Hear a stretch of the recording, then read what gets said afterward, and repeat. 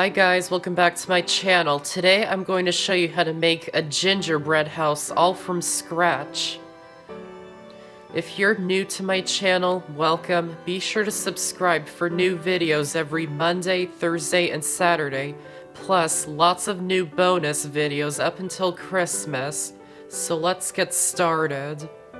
First, you'll need a ginger snap cookie dough. I showed how to make this in a previous video, and I'll link to it in the description box.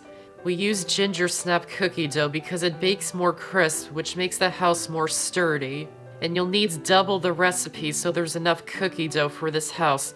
Remove the chilled dough from the fridge and cut off 1/3 to half the dough. And place the rest of the dough back into the fridge so it stays cold. Place the dough onto a sheet of parchment paper. Place another sheet on top of it. And roll it out into 1/4 to 3/8 of an inch thick. To get it started, press the rolling pin in the middle and rock it back and forth. Do it a few more times. And keep rolling it out. Make sure you're really rolling in the middle because it's really hard to get the middle nice and thin.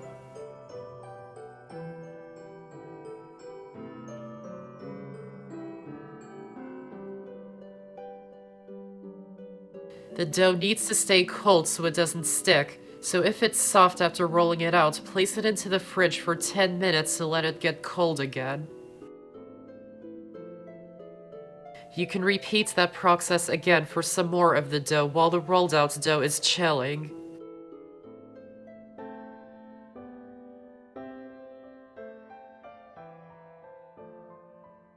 Remove the chilled rolled out dough from the fridge.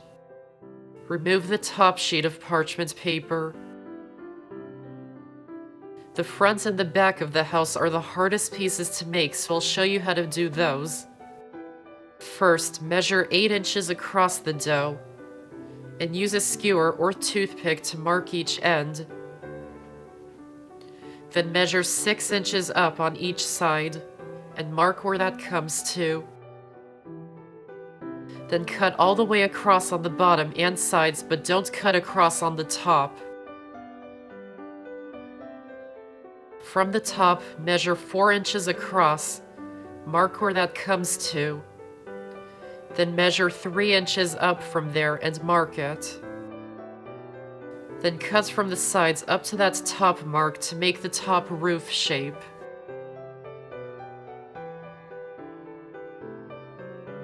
Cut about 1/2 inch of dough all around the sides. It doesn't have to be perfect.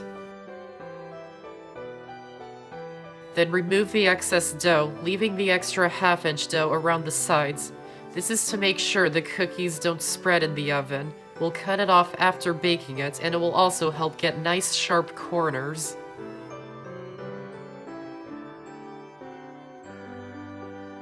To make a door, measure a 2.5 by 1.5 inch rectangle. Cut out that shape and leave the dough in place.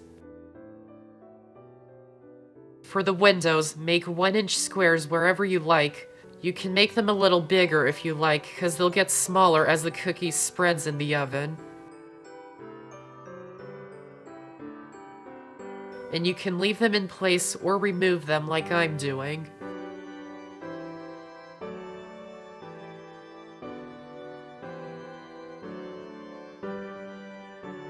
Place the dough back into the fridge so it stays cold. Repeat that same process again to make the back of the house. You can leave it plain or add a door and windows just like for the front. I'm choosing to just add a door. And place it back into the fridge so it stays cold. To make the sides, make sure the dough is rolled out big enough that you can make a 12 by 9 inch rectangle. If there's not enough dough in any place, then add a little dough to that area and flatten it down. Then mark 12 inches across and mark 9 inches up on each side. Then cut the dough to those marks. Then measure 6 inches across on the bottom and mark where that comes to. And do it on the top too. And cut all the way across. Cut out the remaining dough, leaving a 1/2 inch all around the sides.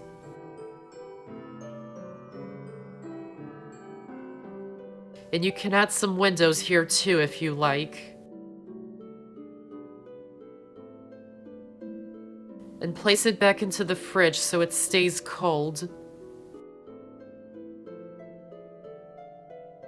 Then to make the roof, the dough must be rolled out to at least 12 inches by 11 inches. So mark 12 inches across on the bottom and mark 11 inches up on each side. Then cut all the way across. Measure 6 inches across on the bottom and on the top and cut across. Trim off the excess dough, leaving a 1/2 inch of dough all around the sides. To make a design to the roof, make 1 inch wide indents going all the way across the width. You only want to indent the dough, don't cut all the way through.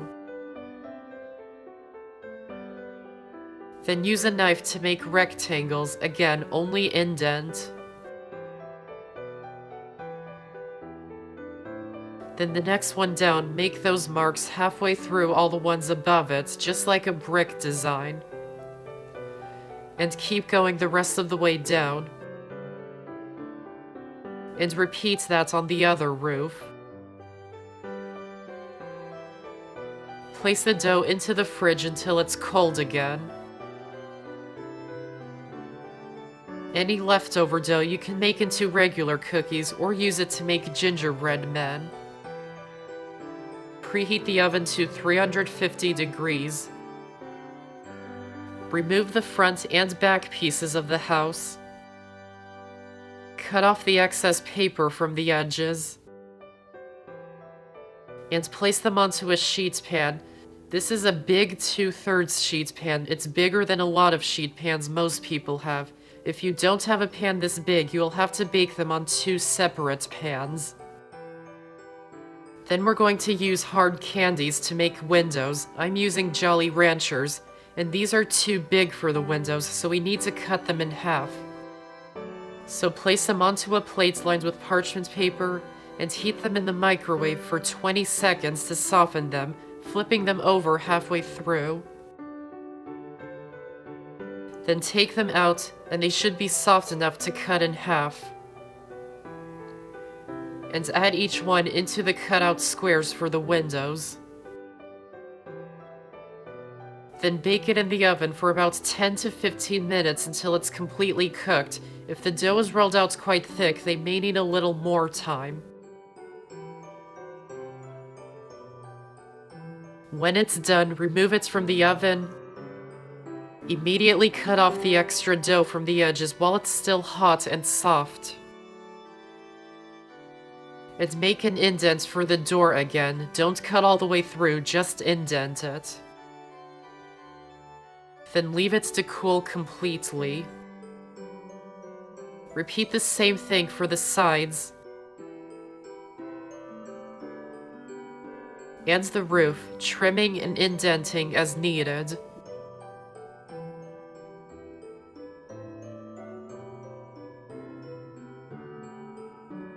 Then to make them even more crisp and hold their shape better, place them back into the oven.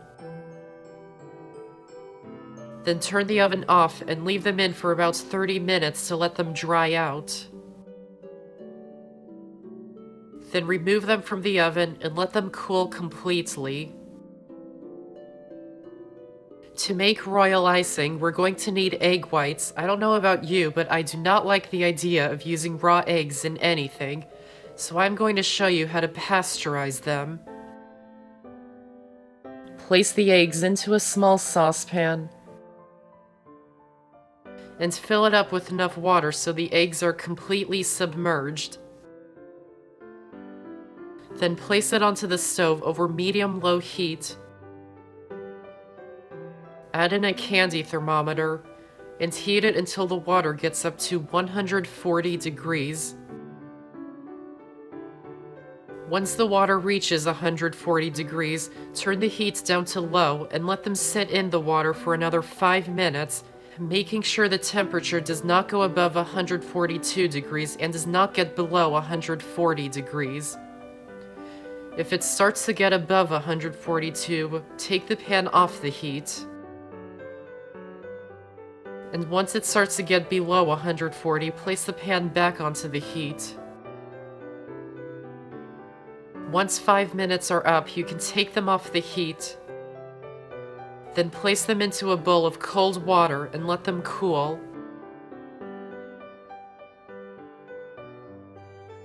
Then separate the eggs. And place the whites into a bowl of a stand mixer, or you can use an electric hand mixer. And add in the vanilla extract and salt. And beat them until they're foamy.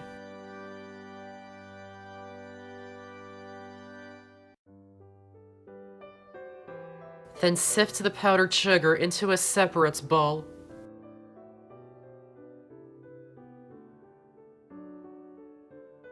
And gradually add it into the egg whites while the mixer is running on low speed.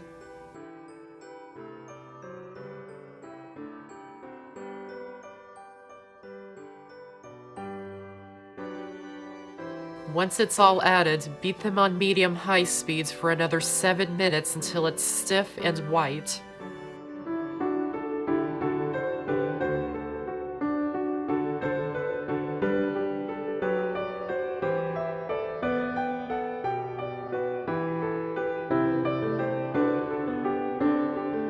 And you can add a bit of water to make it thinner, but I'm just going to leave it the way it is.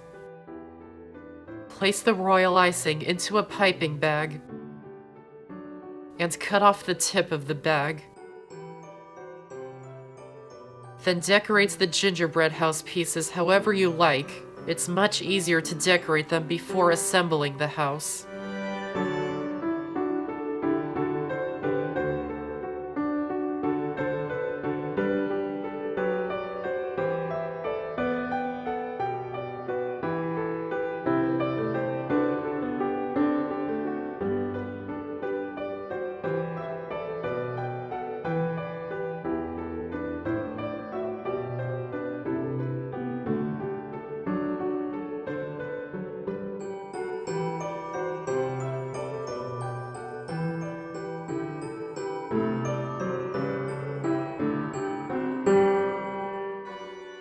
Once all your cookies are decorated, leave them until the royal icing is completely set.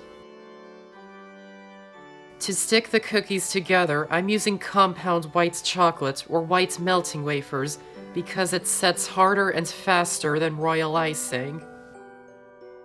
So add them into a piping bag and heat them in the microwave until they're melted, taking it out every 15 to 30 seconds and rubbing it so it heats evenly.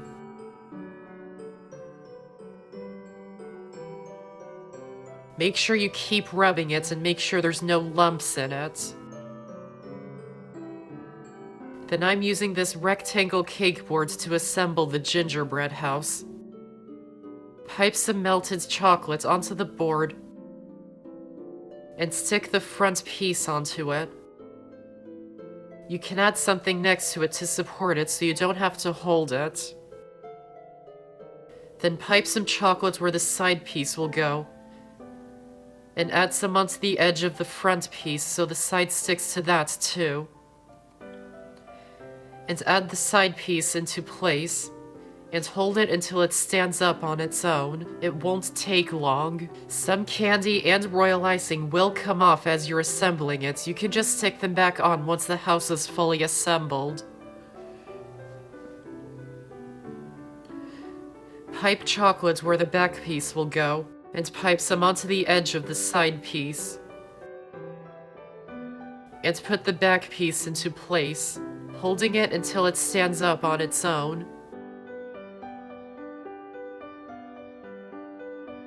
Then pipe some chocolate where the second side piece will go, and onto the edge of the back piece, and on the front piece too.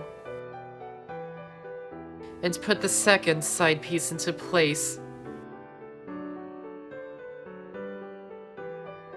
And feel free to add some more chocolate on any of the corners so they really stick.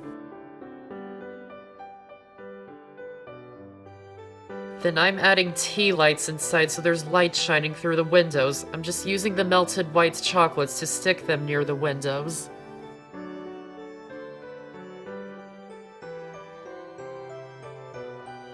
Then pipe melted chocolate all along the top of the house. And add the roof pieces into place, holding them until they stay in place. Then you can decorate it a little more if you like, and stick the pieces back on that may have fallen off when assembling the house.